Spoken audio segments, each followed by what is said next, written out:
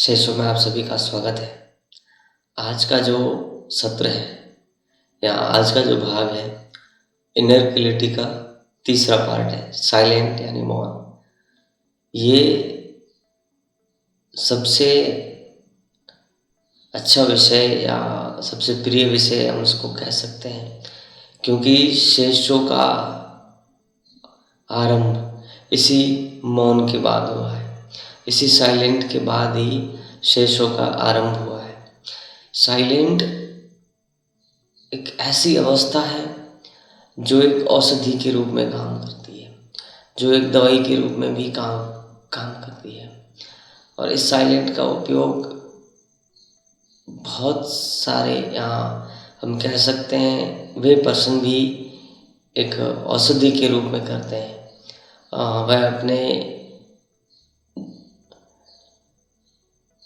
1 वर्ष के समय में, अर्थात जो एक 1 ईयर का जो टाइम साइकिल होता है, उसमें से वो 3 से 4 महीने के लिए पूरी तरह से वो साइलेंट हो जाते हैं, मौन हो जाते हैं। अपने काम काज वगैरह सबसे एकदम वो हट जाते हैं।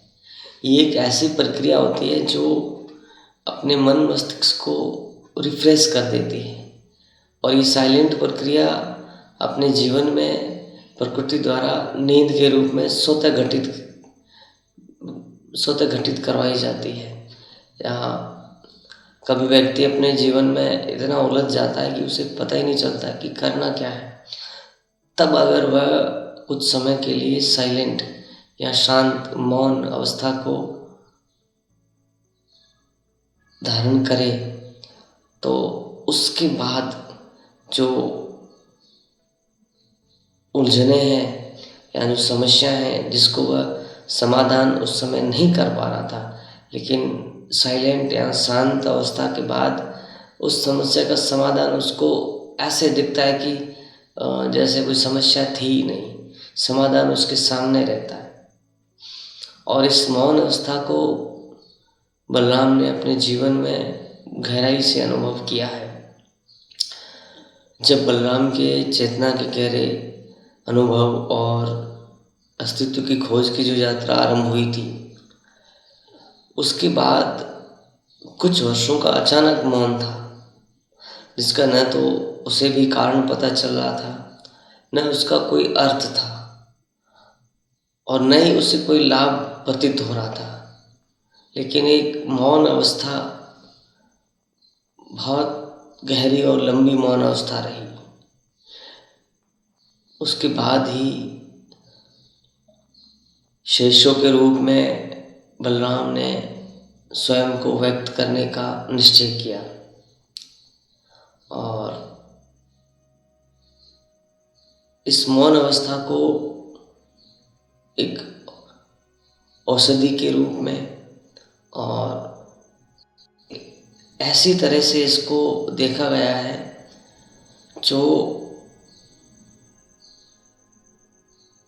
किसी भी रुकी हुई प्रक्रिया या किसी भी उलझन या किसी भी अवस्था को सामान्य करने में इसका उपयोग सिद्ध।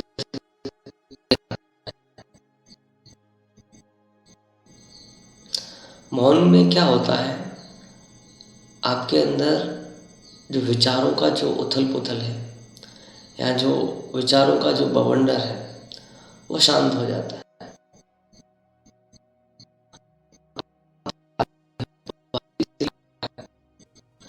मैं यहाँ आपके देखने की बात कर रहा हूँ। आप अर्थात जो चेतना है, जो कॉन्शियसनेस है, वह पहली बार स्वयं को देख पाती है। बिना मौन अवस्था के कोई भी व्यक्ति स्वयं का कभी अनुभव नहीं कर सकता। जो आत्मानुभूति है वह कभी भी बिना मौन के हो ही नहीं सकती। आप इतिहास में महापुरुषों की जीवनी अगर देखें तो आपने उनके जीवन में मौन को अवश्य पाया होगा। मौन ये नहीं है कि आप सारे जीवन की क्रियाकलाप बंद कर दो। मौन एक आंतरिक अवस्था होती है। अपने अंतर्मन के विचारों का थम जाना, पूरी तरह थमना नहीं, विचारों का ऐसी अवस्था में आना कि वो द्वंद्व पैदा न करे।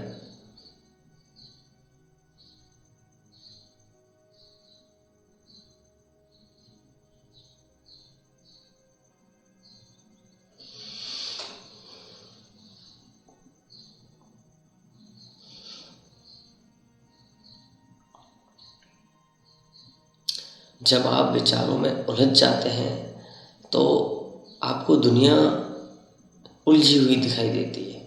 वास्तव में देखा जाए तो दुनिया का जो चित्रण है वो आपके अंतर्मन का ही प्रतिबिंब है। आपको दुनिया जैसी दिखाई देती है या जो भी उलझने दिखाई देती है वो आपके मन के विचारों का ही प्रतिबिंब है। अगर हम इस मौन अवस्था को अपने जीवन में देखें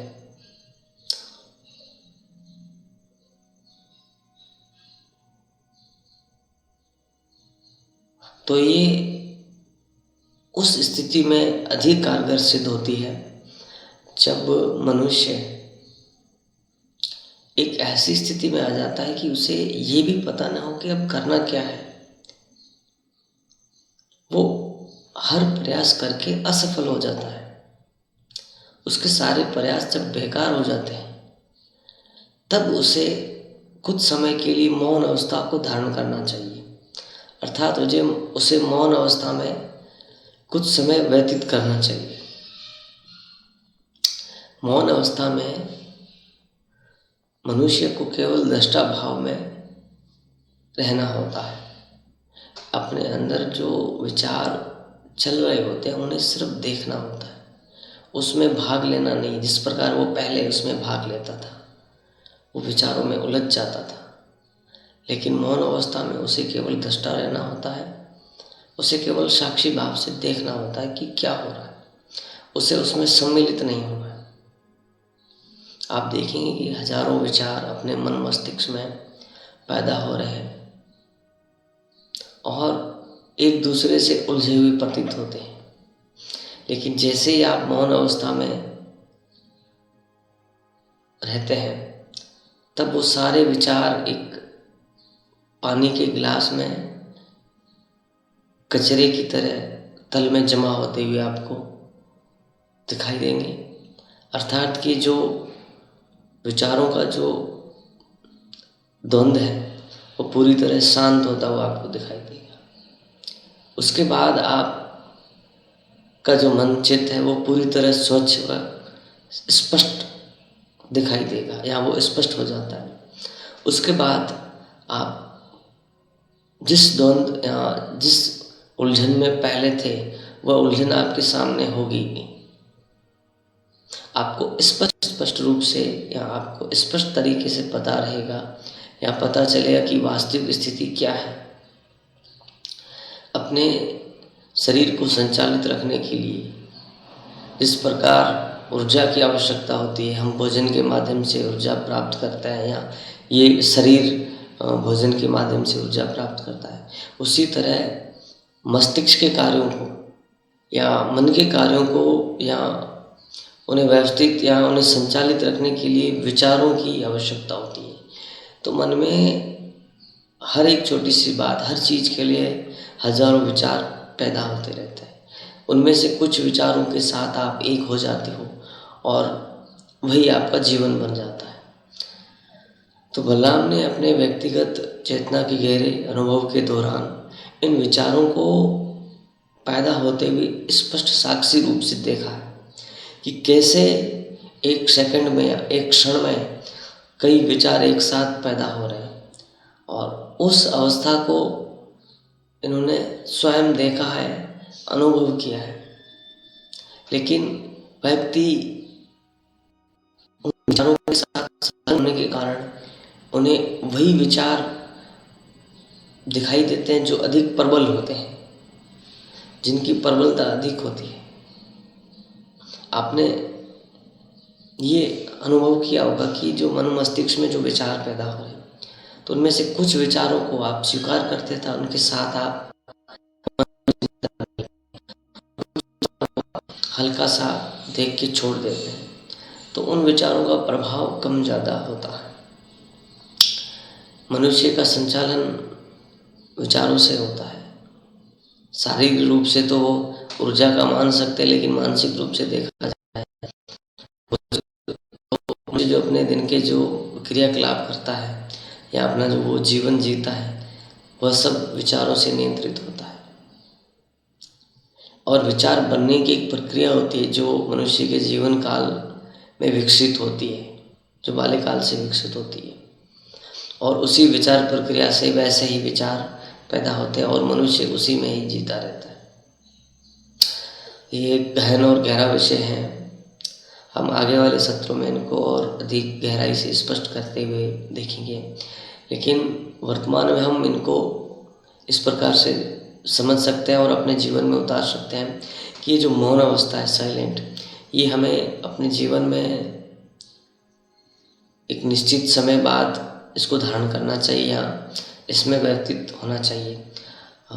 कई बड़े बिजनेसमैन या ऐसे व्यक्ति हैं जो एक वर्ष में 3-4 महीनों के लिए अपने सारे कामकाज को छोड़ करके किसी ऐसी सुनसान जगह या ऐसे स्थान पर चले जाते हैं जहाँ वे सिर्फ अपने साथ जीवन जीते हैं, जहाँ वो सिर्फ अपने साथ मौन अवस्था में होते हैं और स्वयं को देखते हैं। और फिर वापस जब वो अपने कामकाज में वापस पुनः लौटते हैं तो एक नई ताजगी और सभी उलझनों को मात देते हुए वो ऐसे एक योद्धा की भांति आते हैं जैसे कि अभी उनका जन्म हुआ। तो आप देख सकते हैं ऐसे कई उदाहरण आपको मिलेंगे जिन्होंने मौन को अपने जीवन का हिस्सा बना लिया है। इसे साप्ताहिक रूप में देखा जाता है, एक दिन अवकाश, लेकिन उस दिन भी विचारों का उथल पुथल वही प्रक्रिया चलती रहती है जिसका लाभ नहीं मिल पाता है।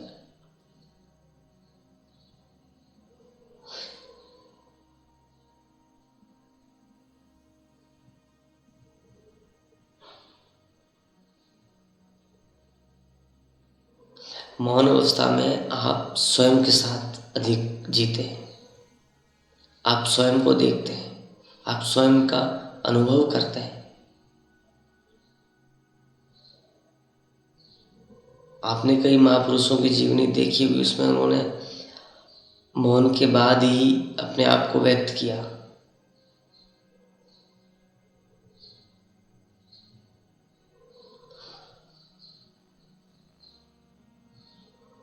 मौन का उपयोग व्यक्ति कई तरीके से करता है, परिस्थितियों को नियंत्रित करने के लिए या अपने जीवन में इसका एक महत्वपूर्ण उपयोग देखा गया है। और ये महत्वपूर्ण उपयोग ही है जीवन दिनचर्या में, हमारे सामान्य जीवन में जब ऐसी परिस्थिति उत्पन्न हो जाए, आपको जीवन में पता न चले या ऐसा अनुभव हो कि अब क्या करें, ऐसी जटिल परिस्थिति या जटिल उलझन अगर जीवन में पैदा हो जाए जो लगभग वो व्यक्ति उसमें उलझ जाता है, उसे ना तो कोई रास्ता दिखता है, ना कुछ समझ आता है कि करे क्या। तो ये अगर वास्तविक रूप से देखा जाए तो वो उलझन के कारण नहीं है, वो आपके मन मस्तिष्क अर्थात कि आपका जो आंतरिक विचारों का जो द्वंद्व है, जो इतने सारे विचार उसमें आपने निर्णय नहीं लिए और वह विचार आपस में उलझ गए। देखिए ऐसा होता है जब विचार पैदा होते हैं तो उस विचार को एक दिशा देनी होती है, उससे संबंध में निर्णय लेना होता है। जब आप कोई निर्णय ही नहीं लेते हैं तो एक साथ बहुत सारे विचार बने रहते हैं और वो एक जाल की तरह, एक उलझन की तरह वो हो जाते हैं। तो जब आप साइलेंट शांत होते हैं तो सारे विचार को स्वतः दिशा मिलती है, वो स्वतः एक जगह व्यवस्थित हो जाते हैं। उसके बाद आपको स्पष्ट रूप से दिखाई देता है कि करना क्या है। जब भी जीवन में ऐसी जटिल परिस्थिति पैदा हो जाए तो मौन को उस समय एक औषधि के रूप में देखना चाहिए। इस प्रकार हम कोई किसी बीमारी के इलाज के लिए हम बाहरी दवाई को ग्रहण करते हैं, उपयोग लेते हैं, वैसे ही मानसिक उलझन ये भी एक समस्या, एक बीमारी की तरह ही है। इसके समाधान के लिए मौन सबसे बड़ी औषधि है। तो आप ऐसी स्थिति में, अगर स्थिति अधिक जटिल है तो 7 डे का या 1 मंथ ऐसा कुछ टाइम लेकर के एक मौन अवस्था में आप रहिए, जिसमें आपको साक्षी भाव में रहना होता है। अर्थात कि कोई किसी विचार पे मंथन नहीं करना है, तो मौन का कोई अर्थ ही नहीं है। मौन का अर्थ है कि कोई हलचल न होना। जो विचारों का जो समुद्र है अपने अंदर, उस समुद्र में किसी प्रकार का हलचल ना हो, वो एकदम शांत हो। ये पहली बार या पहले दिन ऐसा घटित नहीं होता है। इसमें आपको साक्षी भाव में रहना होता है। कुछ समय प्रयास के बाद जब ये अवस्था आ जाती है, तब इसमें आपको कुछ समय बने रहना होता है। जब आप इसमें बने रहते हैं तो आपको ऐसे अनुभव या ऐसा एहसास होता है जो जीवन में आपको कभी एहसास नहीं। फिर आप वो नहीं रहते जो आप पहले थे। इस मौन अवस्था ने कई महापुरुषों के जीवन को एक नई दिशा दी। तो ये मौन अवस्था कोई सामान्य अवस्था नहीं है। मौन अवस्था आपको एक ऐसा अनुभव देती है जो अनुभव आपने पहले कभी उलझन में नहीं देखा है या कभी अनुभव नहीं किया है। तो इस मौन अवस्था को एक औषधि के रूप में अपने जीवन में उपयोग करें, और हम आने वाले सत्रों में से और अधिक स्पष्ट होता हुआ देखेंगे। मिलते हैं अगले सत्र में, तब तक के लिए धन्यवाद।